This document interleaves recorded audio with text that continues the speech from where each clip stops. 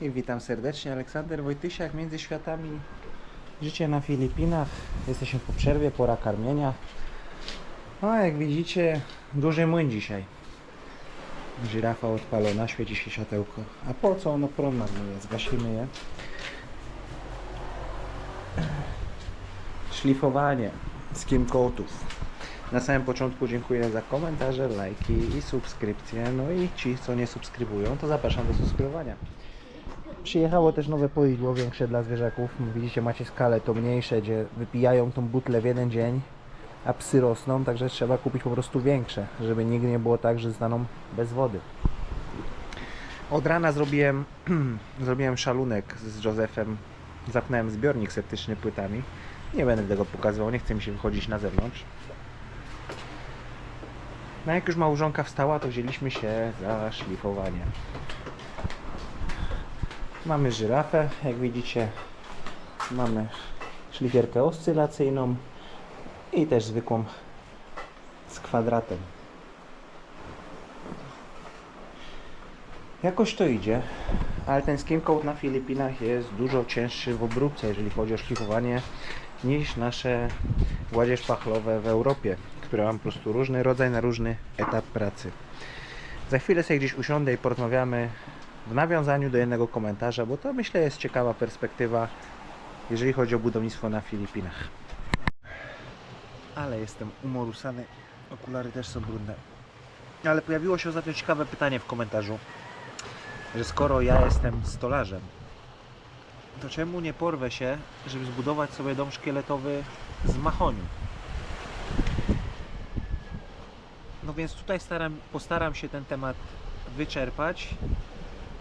Nie jestem na tyle mądry i dobrze poinformowany, żeby dać Wam wszystkie dane z głowy. Nie oszukuję, będę się posiłkował danymi z telefonu, które dzisiaj rano przestudiowałem na ten temat tak samo.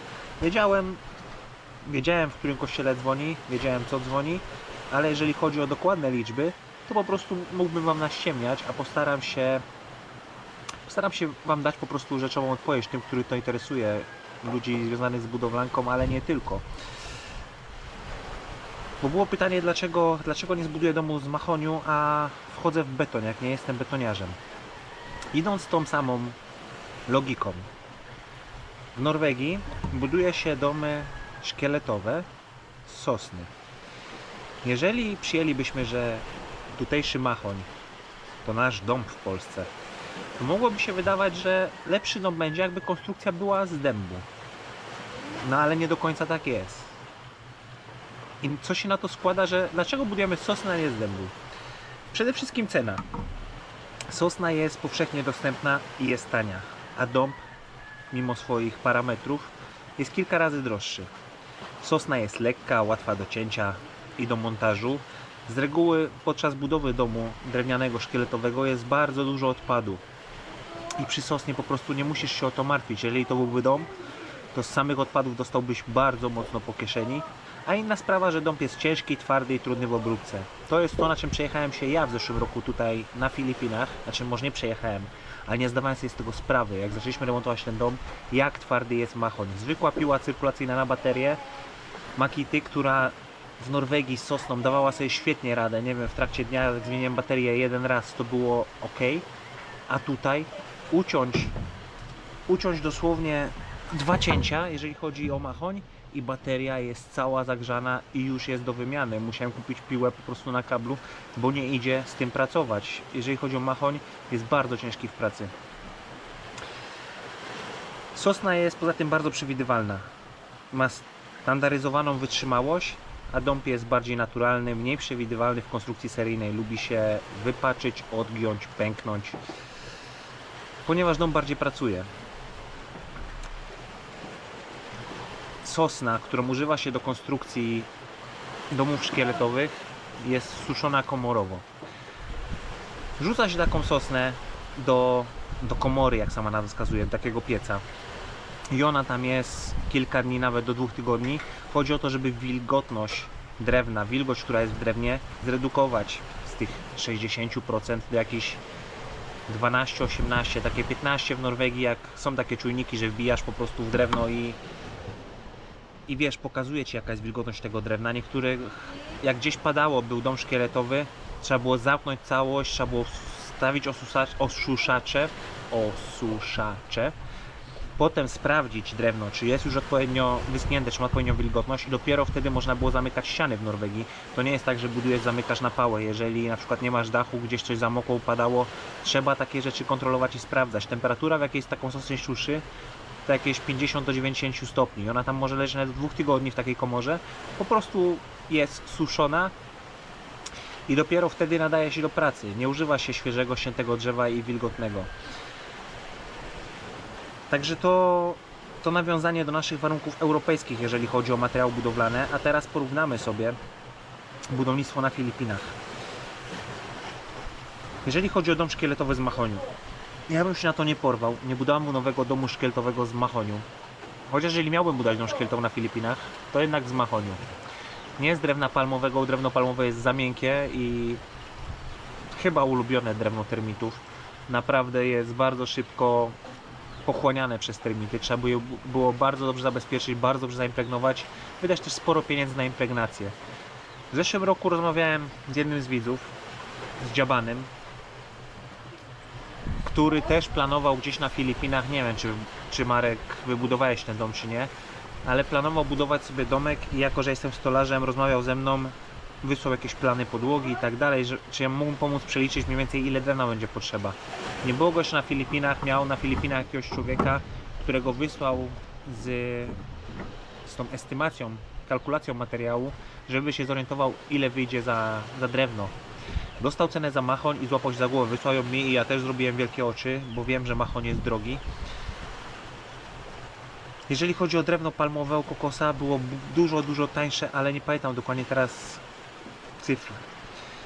Jeżeli chodzi o dom szkieletowy z mahoniu, realne koszty na Filipinach, jakie trzeba liczyć, 25 do 40 tysięcy peso za metr kwadratowy.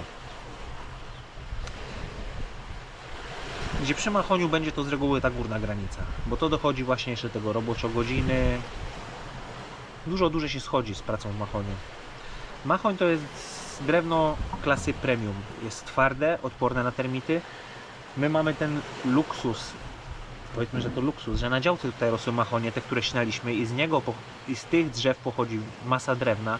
Zatem mahoń długo rośnie, długo dojrzewa. Nie opłacałoby się to po prostu ekonomicznie, żeby mieć jakąś farmę. No to musiałby generację robić. Nie wiem, jakaś rodzina ma ileś hektarów lasu, sadziła sobie mahonie, one będą rosły, nie wiem, te 20-30 lat, nadają się do ścięcia i wtedy ewentualnie można mieć z tego jakiś kapitał, ale to wszystko trwa za długo.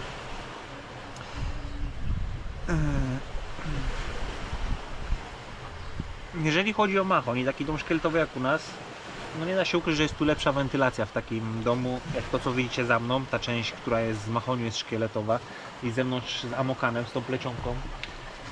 Bardziej to oddycha, lepiej się w tym żyje, tak samo jak lepiej się żyje w domu szkieletowym niż w domu ceglanym, bo ten dom też oddycha. Jak pomieszkałem w Norwegii w domach drewnianych, chciałem mieszkać w domu drewnianym, ale nie zawsze się da, po prostu trzeba przekalkulować wszystkie plusy i minusy. No i mimo wszystko, że mahoń ma swoje parametry, jeżeli chodzi o oleje w środku, jeżeli chodzi o twardość drewna, że termity nie bardzo lubią mahoń, to wiecie i tak z moich vlogów, że było tutaj wydane bardzo dużo pieniędzy, nie wiem, w sumie może z 50 tysięcy peso przez 2 sezony, zeszły i ten, na sam impregnat, na sam solignum. Wszystko jest podwójnie impregnowane i potem jeszcze lakierowane, żeby taki termit miał jeszcze ciężej w to wejść, chociaż one i tak nie lubią. Gdzieniegdzie ponawiercałem konstrukcję, wsypałem trutkę w drewno. Jeżeli kiedyś by przyszły, będą miały niespodzianki po prostu. Ale nie obserwuję termitów w tym roku. Nie znalazłem żadnego świeżego śladu termitów. Wydaje mi się, że skutecznie udało mi się ich pozbyć. Przynajmniej z tej części, którą zrobiliśmy w zeszłym roku, czyli z parteru. Na drugim piętrze jeszcze nie ruszałem konstrukcji dachu i tak dalej. To się okaże w przyszłości, w przyszłym roku, jak będziemy to robić. Ale wydaje mi się, jestem pozytywnie nastawiony, że jak skończymy wszystko, to temat termitów będzie z głowy. Producent mówi, że 10 lat, impregnat spokojnie, daje gwarancję na 10 lat. My impregnujemy podwójnie, to jest mahoń, myślę, że dopóki się dom całkowicie nie zawali, będzie to po prostu stało. Widziałem domy z drewna palmowego też, stare, które stoją, widać są przeżarte przez termity, ale dalej jakoś trzymają się kupy i stoją. Jeżeli chodzi o halobloki natomiast, tak, technologię, którą mamy, kuchnię wybudowaną, którą też budowaliśmy w zeszłym roku, też budowaliśmy w starych vlogach, też można do tego wrócić. Koszt między 18 a 30 tysięcy peso za metr kwadratowy, czyli wyraźnie taniej. Gdzie tu sens, gdzie tu logika? Jeżeli mamy coś z betonu, coś bardziej trwałego i jest po prostu tańsze. Ludzie na Filipinach są bardziej przyzwyczajeni do pracy z haloblokami. Praktycznie każdy potrafi to zrobić, nie jest to żadna większa filozofia. Problemem jest tylko znaleźć odpowiedni sklep z haloblokami. Tak jak Danville robił sobie bloczki samemu, jakąś swoją technologią, swoją mieszanką, swój mikser, swoja maszyna wibracyjna, żeby w tych formach, które miał, układał się ten beton. Nie pamiętam, ile bloczków Danville robił na raz, miał tam w produkcji, jak budał ten dom teściowy, jeżeli się nie mylę. Dla mnie to za długo, za dużo zabawy, znalazłem po prostu sklep. Kupiłem halobloki z różnych źródeł, sprawdziłem, są najwytrzymalsze. Był jeden sklep taki, że one się w rękach, jak złapałeś haloblok, to on w rękach się kruszył. Także trzeba na to zwrócić na pewno uwagę. Koszt jednego halobloka to jest jakieś 23 peso teraz na Siquijor. I to powinno być trwałe. Tak jak my zbudowaliśmy naszą kuchnię, wylaliśmy ogromny strop nad tym pomieszczeniem, nad naszą kuchnią i łazienką. Że był ten docisk, że jakikolwiek wiatr by nie wiał, 300-400 km na godzinę mogłoby wiać, to się nie ruszy. Myślę, że to co mamy tam, jeżeli chodzi o strop, to spokojnie jakiś dron mógłby przywalić i tak by to ustało, bo tam jest ponad 20 cm betonu, jeżeli chodzi o strop, mocno zazbrojone. Taki bunkierek, ale to tak miało być właśnie, że łazienka ma być takim bezpiecznym pomieszczeniem, że cokolwiek by się nie działo, wchodzisz do łazienki, zamykasz drzwi, ona będzie dość duża, możesz sobie położyć materac, możesz tam przeczekać całą noc w komforcie. Nawet jakby cały dom zbuchło z tyłu kiedyś z jakiegoś powodu, chociaż takie anomalie tu nie występują, to nie mam wątpliwości, że po prostu łazienka to ustoi. Więc koszt, jeżeli chodzi o pracę z mahoniem, jest droższy niż betonowy budynek. Trwałość jest średnia, jeżeli porównamy do halobloków, które przy dobrej budowie, myślę, że spokojnie 50 albo i 100 lat może to postać. Tutaj u nas na plaży? Nie wiem, nie zakładam tego, żeby to miało stać 100-150 lat. Fajnie by było, jakby tak stało. Ale pierwsze pytanie, dla kogo miałoby to stać, skoro nie mamy dzieci? A drugie pytanie, jak będzie z tym poziomem mórdzie? Często mówią naukowcy i różni lobbyści, że tu poziom wody się podnosi w morzach, tu, że Malediwy znikną, tu coś. My jesteśmy na samym brzegu morza. Może tak być, że 150 lat, nie wiem, poziom wody się tak podniesie, że będziemy mieli wodę po kostki w salonie w tym budynku, ale mnie już wtedy tutaj nie będzie, to już nie będzie moje zmartwienie. Ja robię to na tu i teraz dla nas, dla naszej rodziny z Ernestin. I nie myślę, nie wybiegam tak daleko w przyszłość, bo mnie tu nie będzie, to nie będzie moje zmartwienie po prostu. Minusem halobloków jest to, że mogą się przegrzewać po prostu, że może być ciepło w takim budynku, jeżeli nie jest odpowiednio zrobiony dach, zacieniony dachem. Chociaż jeżeli chodzi o naszą kuchnię, jest to tak solidnie zrobione. Halobloki, które kupiłem, też kupiłem szersze, bo macie różny wymiar halobloków, jeżeli chodzi o szerokość. Także nie ma czuć tego, jak dotykasz ściany, żeby ściana była nagrzana, żeby ona oddawała ciepło do środka. Także podsumowując, mahon jest nieopłacalny i bardzo ciekawi mnie, jak poradzi sobie z tym nasz sąsiad z Węgier, który kupił ziemię tam na górze i chce budować, bo chce budować lekką konstrukcję, domki z lekkiej konstrukcji z amokanem, tak jak mamy tą główną bryłę. Pytał się mnie, ja mówiłem, że mahon. Jeżeli ma być coś trwałe i na lata, jaką planuję też do turystów podnajem, to proponowałbym mahon, ale to jest ciężki kawałek chleba, tym bardziej jak ty się na tym nie znasz, nie masz pojęcia o budowlance i zlecasz to komuś, to wydaje mi się, że koszty mogą faceta po prostu pochłonąć, ale to nie ja się będę tym martwił. Wiem, że teraz robią mu drogę, zamówił koparkę. Na samego koparkowego, żeby zrobić drogę do swojej działki, przeznaczył 500 000 peso. Niewyobrażalne pieniądze, jeżeli chodzi o robienie sobie drogi. Nic mu nie mówiłem, tak słuchałem, nie wiem, nie byłem u niego na działce, ale 500 000 peso za podjazd, za koparkę. Wydaje mi się, że jest to sporo. Kiedyś z Asbjornem rozmawiałem, bo Asbjorn też tam budowali z Krystyną, tam u siebie gdzieś w Cavite, czy nie pamiętam, gdzieś przy Manili. Asbjorn jest sam koparkowym, wiecie, jak pracujemy w Norwegii, no to Asbjorn sobie koparkę wynajmował, tam też było z 10-15 tysięcy peso za wynajem za dzień. I Asbjorn sobie samemu kopał. Było uradowanie jak nie wiem, bo Asbjorn to jak duże dziecko, jak wsiądzie do koparki, to jak dziecko w piaskownicy. Więc kwestia tego, ile on tam po prostu ma pracy i czy go trochę nie przekręcili z ceną, bo pokazał mi wczoraj też kosztorys, jaki dostał od jakichś ludzi na wybudowanie tego, co on tam chce, na razie jednego domku na próbę dwupiętrowego z basenem, ma być jeden duży basen tam u niego i tam wyszło 1,5 miliona za to wszystko. Powiedziałem mu, że ja mam raczej słabe doświadczenia, jeżeli chodzi o cenę całościową za projekt. Opowiedziałem mu historię z tą naszą strukturą, że teraz bym to prowadził całkowicie inaczej. Podzieliłem się swoim doświadczeniem, ale on i tak zrobi tak jak chce i tak jak uważa.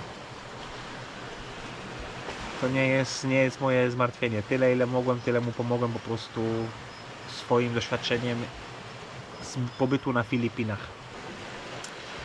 Dobrze, będzie kończyła się przerwa za chwilę. Więc za chwilę wracam do żyrafy, bo ja szlifuję żyrafą, Józef szlifuje mniejszymi szlifierkami narożniki i jakieś tam niedoróbki. Widzę jak zawsze na gładzi szpachlowej jakieś tam zaprawki będzie trzeba porobić już po przeszlifowaniu wstępnym. Już myślę, jak to rozwiązać, bo w Europie kupiłbym sobie po prostu gładź szpachlową, jakiś pigment. Tak się robi.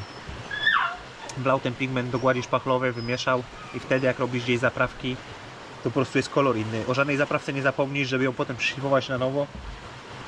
Jeżeli nie znajdę tutaj pigmentów,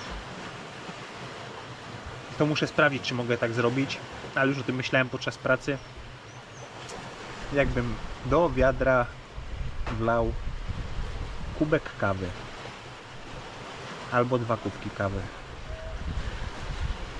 Muszę o tym teraz poczytać, jak skończę nagrywać dla Was tą informację w internecie, czy mogę tak zrobić, czy ma to jakieś negatywne konsekwencje dla samej gładzi. Wydaje mi się, że nie, a że po prostu będzie zabarwiona lekko kawowo zaprawka, że po prostu się jej nie ominie, bo będzie tych zaprawek trochę. Można rysować ołówkiem okręgi, ale to też nie jest tak wydajne. Najlepiej po prostu robić zaprawki na gładzi szpachlowej z jakimś pigmentem, żeby był inny odcień na ścianie i wtedy na pewno takiej zaprawki nie ominiesz. Marzy mi się,